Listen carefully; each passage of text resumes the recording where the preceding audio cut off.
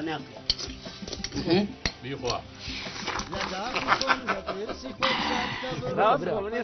تشيل معي وبرايك البرايك نا والله كاكا من برايوني راو سما مشتي بخير خير ما ذاك هو النبي بابا لي مسلكين كاشني من بشركم لا قصدي حول قومي هذا برضو أبانك يشم بالعزة خير يقولونكم دهمود اللي فيش تنقص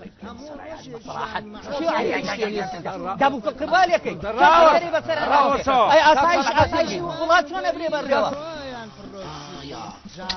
قالوا نخصنك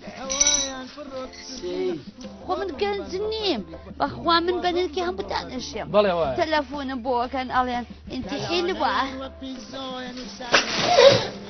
شيخ السير ما يخوفنا دواء بحرمة لا راوسا